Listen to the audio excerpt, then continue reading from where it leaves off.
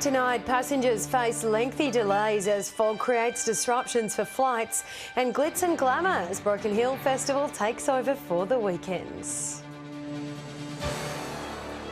With the latest from around the region, your nightly news with Louise Hedger begins now. Good evening.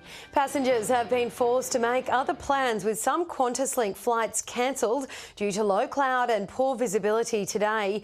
Thick fog covered both Whyalla and Port Lincoln airports, causing flight delays across the region. A foggy morning causing delays across the region.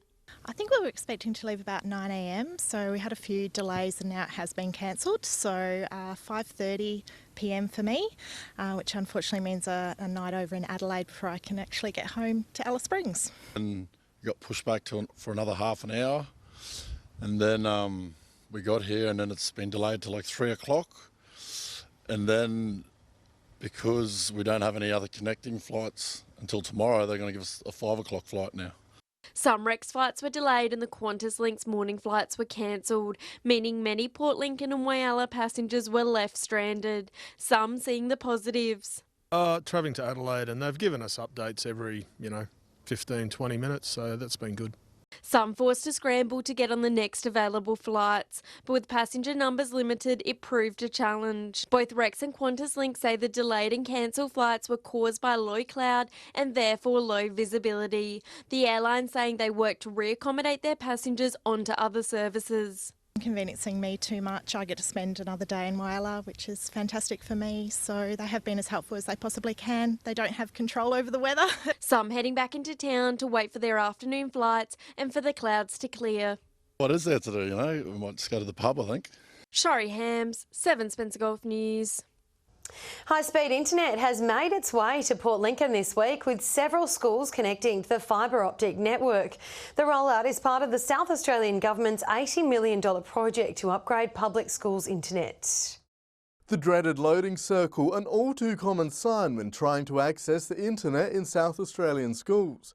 But this could soon be a thing of the past, with the state government rolling out its multi-million-dollar project. From the moment that it switched over last Thursday, speeds were significant, and we're talking about 10 times faster than what we were getting. Port Lincoln High School is one of several schools who've recently connected to the government's $80 million fibre optic cable, a network the government says is capable of delivering speeds of up to 1 gigabyte per second. The speed of the internet now that we're getting from last week is it's equivalent to the metropolitan schools, which puts us on a level playing field, which is wonderful. The state government says the speeds here at Port Lincoln High School is just a taste of what's to come, with plans to connect all of South Australia's public schools to the network by mid-next year. The rollout will continue beyond Port Lincoln and include all of the area schools that are up country, and of course just as critically important for a modern curriculum. Have a regional school that's able to access anything worldwide in real speed is a huge advantage for our students going forward. Nathan Regter, 7 Spencer Golf News. Port Lincoln Council is calling on residents to have their say on the city's future. Locals are being encouraged to come forward with any ideas or projects they'd like to see incorporated in the city.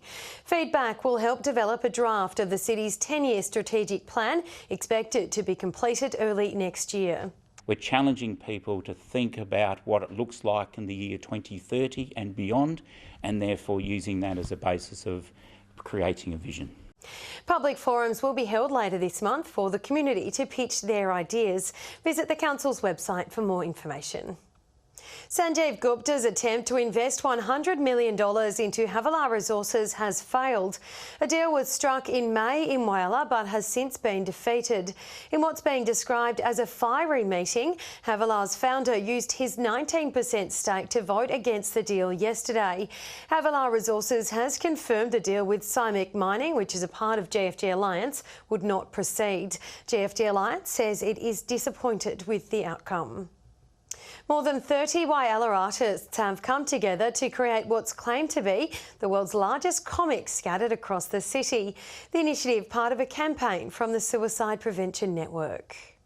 A busy night at the launch of the world's largest comic, community members celebrating the work of the artists and commitment from organisers.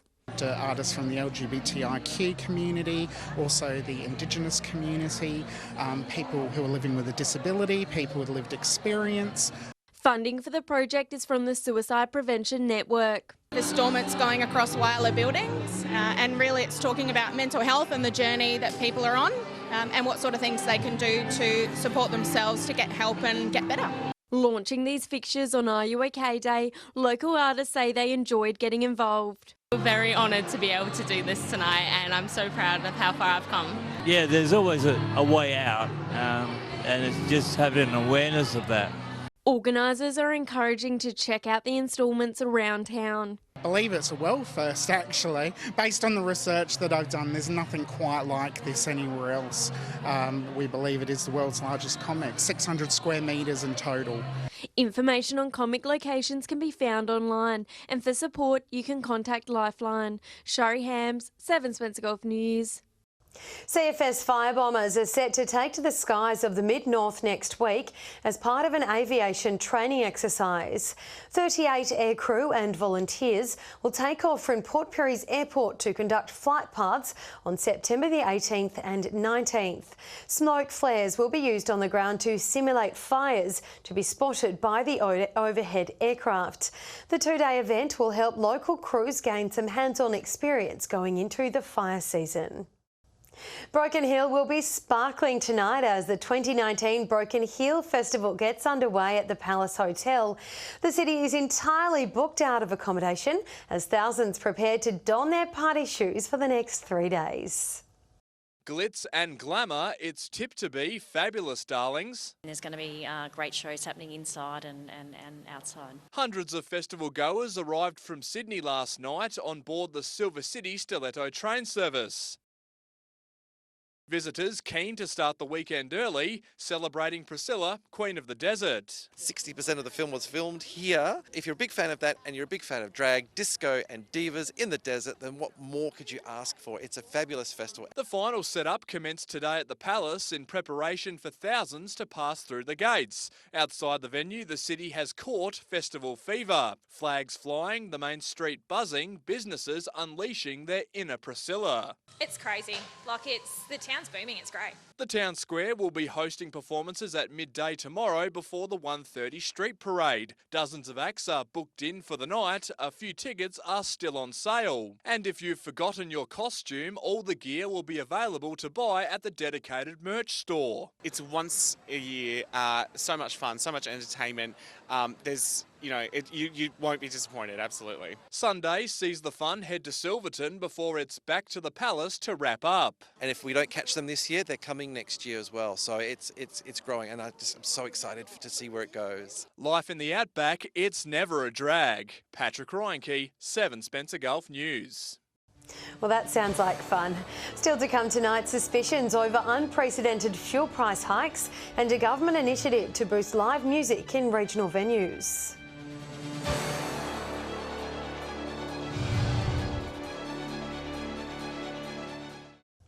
Welcome back. A newly established alliance made up of a number of Broken Hill organisations is aiming to promote population growth for the city. The aim is to set vital targets for the city, including improving childcare services.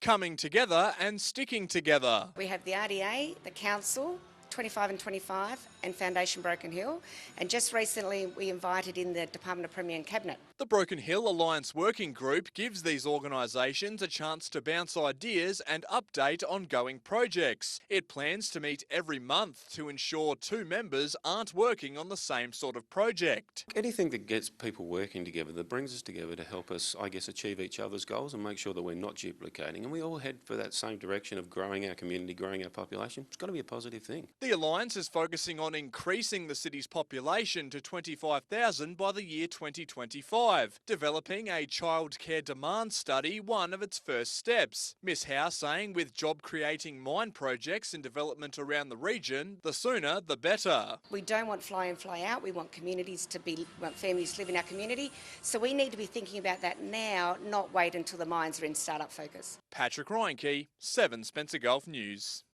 The RAA says a recent spike in fuel prices in regional areas could be a marketing ploy by fuel companies to disrupt the market. It says these techniques are constantly used in the city, but now it's becoming more common in the country. Port Pirie, Port Augusta and Whyalla, all with one thing in common. At one stage in the last few weeks, the prices at the pump have ticked over $1.50. They're exorbitant, really. We're being ripped off left, right and centre. But today, the story is different. In Port Pirie, it's now dropped to an average of $1.40, while up the road in Port Augusta, it's much higher at $1.65. The wild fluctuations has the RAA suspicious. All of those fuel prices are moving because of decisions made by marketing people in the oil companies. It says this hike is unprecedented in regional areas and doesn't know when prices will decrease. What's been happening in the city is starting to happen in the country by the looks of it. I must put a hell of a pressure on families. Should be a price set that they can make money off. It's calling for the state government to honour its promise for real-time fuel pricing so motorists can get the best bang for their buck. I can't understand why the government hasn't done it already. I think that's an excellent idea. As long as they bring it out to the country, it's not just the city thing. Garth Burley, 7 Spencer Gulf News.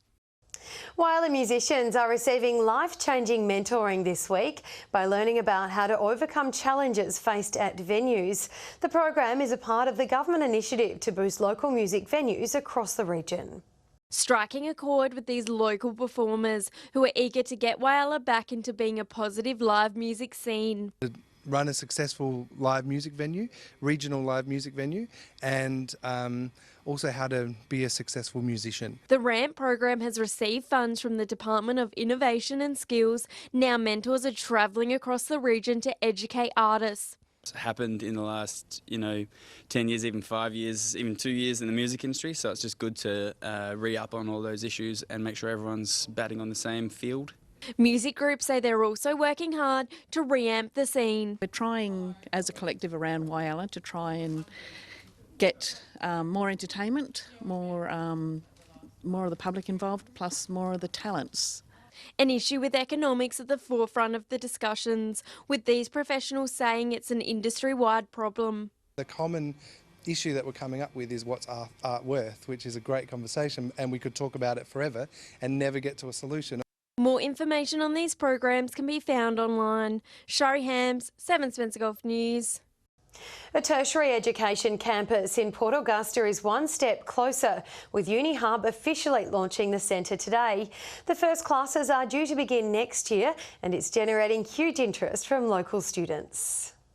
Building on the success of UniHub's inaugural year, it's now Port Augusta's turn for 2020. For our future, we need to steer it ourselves, and to do that we need to take charge of educating our population.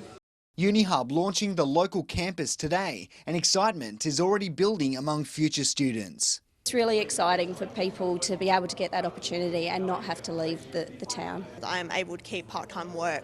I'm able to stay home with my parents and reconnect with my family, really. A recent study of more than 150 students found around 80% wanted to study locally, but it's not just school leavers showing interest. There's some enrolled nurses who think, why not take the next step and become a registered nurse?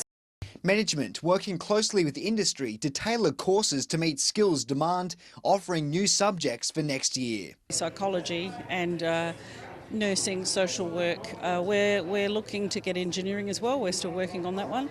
It's really exciting. Garth Burley, 7 Spencer Gulf News. Stay with us after the break, the weekend footy tips, and we'll have the weather details with Britt.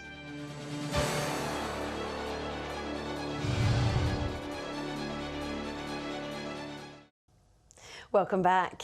With Whyalla holding its grand final and the Port Lincoln and Spencer Golf Leagues hosting prelims, it's going to be a big weekend of local footy. Our tipsters face a tough job, but they've chosen their favourites. Welcome to SGL Football Tips. It's prelim final week with the Lions set to face Sully at Pirrie's Memorial Oval this Saturday. This is the clash I've been expecting and looking forward to. Sullies are yet to beat the Lions this season, but coming into this match on the back of a strong win over Central in last week's elimination final. The Lions have been hit with injuries at the wrong time of the season, but will still fancy their chances in this match. These two sides have played in the last two prelims, with Solly's winning both those matches. I'm tipping Solly's to make it 3 and set up another grand final clash with South. It is grand final time here in Whyalla, and Centrals have won through to this year's big dance. 2 games in 2 weeks decided by less than a goal. This time they won. They defeated North Whyalla, who were leading for most of the game, but Centrals are through to play West Whyalla. West, as we said, are playing in their 9th grand final in a row. Centrals are no strangers to grand finals either. West have played them 4 times this year, and West have won all 4 times. So they will start favourites, but Central will take the fact that they only lost by less than a goal just 2 weeks ago. Welcome to Port Lincoln Footy Tips in the preliminary final. First of all, a big congratulations to the Tasman Footy Club for getting straight through to the grand final next weekend, and another big congratulations to Casey Amos winning the male medal this year. This game, Mallee Park and Marble Range, it's been 3 great games throughout the year. Marble Range has got 2 wins, Mallee Park have got 1. Against other teams, Mallee Park have probably been a little bit better. However, that was a huge game they played last weekend against Tasmans. They lost by a goal, they were bruised and battered. They won't be coming in fully fit this week, which gives Marble Range a real chance. My heart says Marble Range, but to be honest, Mallee Park are good. I think I'm going to have to go with Mallee Park, 2 goals. Now let's take a look at what's happening in the weather for those games. Here's Britt. Thanks, Louise, and good evening. As we've already mentioned, we had a foggy start to this morning, but conditions eventually cleared to a mostly sunny day. Port Augusta had the region's top temp reaching 27 degrees, Broken Hill 25, Port Pirie 24, Whyalla 21, Adelaide 19, Port Lincoln 18 degrees. High pressure kept the skies mostly clear with warm and dry winds about. Moving along to tomorrow now, with northerly winds tending northeasterly along the Gulf, seas at 1 metre, and the sun will rise just after 6:20. It's looking like we'll have a bright and sunny start to the weekend, apart from a tiny bit of cloud about the lower Eyre Peninsula. Maximum sitting around 5 degrees above average, Woodna with an expected top of 34 degrees. Port Augusta and Whyalla 32, Cleve 31, Corn 30, Port Pirie 29, Clare 27, Port Lincoln, Broken Hill and Kadina 26, Coffin Bay and Adelaide both 25 degrees. And now let's take a look at Sunday and into next week. Port Lincoln and Cleve both remaining fine and partly cloudy on Sunday. A cloudy day expected Monday, but fine again on Tuesday. Woodna looking fine and partly cloudy Sunday and into the new week. Whyalla, Port Augusta and Kadina, all with partly cloudy conditions forecast on Sunday, Monday and Tuesday. Maximums dropping significantly on Monday after a very warm weekend. Port Pirie and Clare both remaining warm on Sunday as well, fine and partly cloudy with lower maximums heading into the new week. And finally to Broken Hill with mostly sunny days ahead. And Louise, that's the weekend's weather. Back to you. All right, thank you for that, Brett. And that's your local news this week. Thank you for joining us. We hope you have a happy and safe weekend. Our team will be back on Monday with all of your local news. Good night.